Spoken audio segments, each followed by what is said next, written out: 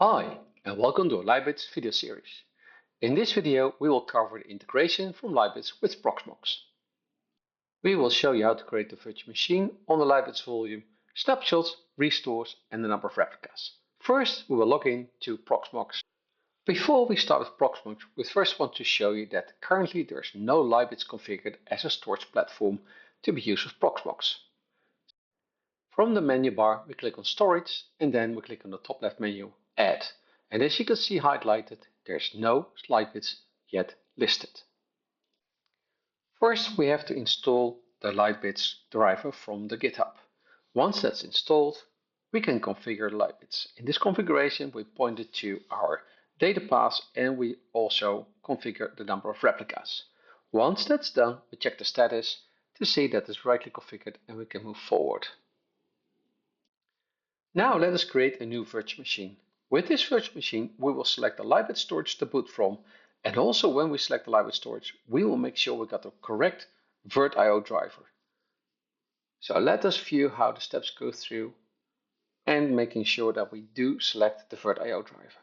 The VirtIO driver is essential for optimum performance and low latency.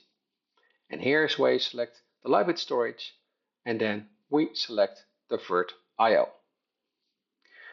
The rest is simple, next, and you configure it as you want to. But for this example, we just simply focus on the Lightbits storage.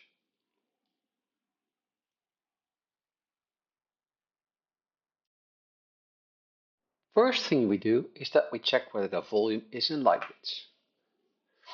Here is the volume in Lightbits. Now it's time for us to start the virtual machine. So whilst the virtual machine is starting and up and running, as we'll show you right here, we can do some more checks on the Proxmox itself. So let us check Proxmox for the NVMe list, the subsystems with the 3 copies of Lightbits, and the volume in Lightbits as well. So here's the NVMe list, here's the 3 subsystems in Lightbits for the 3 copies and the volume in Lightbits. Next up is how to create the snapshot. So we select the virtual machine, we select the snapshot, and we take the snapshot. When you take a snapshot, you have the option to select the RAM as well. And when you select the RAM, a new volume will be created in Lightbits where the snapshot data is copied to from the RAM. The snapshot is created in Lightbits, and let's verify it in Lightbits. Here's the Lightbits verification, and here is the Lightbits snapshot. We can now do a rollback from the snapshot we just created. Firstly, we have to stop the virtual machine. Then we go to the snapshot, select the just created snapshot, and click on rollback. A clone will be created in Lightbits, and the data will be copied from that clone into the original volume. When the copying is done, the clone will automatically be deleted, and there just is one volume left in Lightbits. Let us show you the volume in Lightbits as well. And here is that volume. Next thing is that the volume is never static. It needs to be able to expand. Just expand the volume in Proxmox and Lightbits will simply follow. As you can see in this example, we grow the volume from 3 GB to 8 GB in Proxmox. And Lightbits will simply expand the volume to 8 GB. So here's the example in Proxmox, and then we'll do the verification in Lightbits. So here we'll show you the volume in Lightbits, where the volume has indeed grown to 8 GB. The last thing we can do is remove everything from Proxmox regarding Lightbits.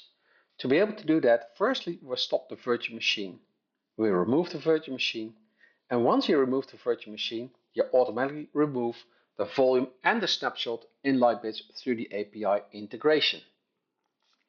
Once that deletion is done, we will check the status and we'll also delete the Lightbits storage in Proxmox. And as you can see, right, we're now just deleted the virtual machine, and now we're deleting in Proxmox the Lightbits storage. We're checking the status, making sure that storage is deleted, and then we can check the Lightbits. And here we show you that the Lightbits snapshot and the volume have been deleted as well. Please visit lightbitslabs.com for more information.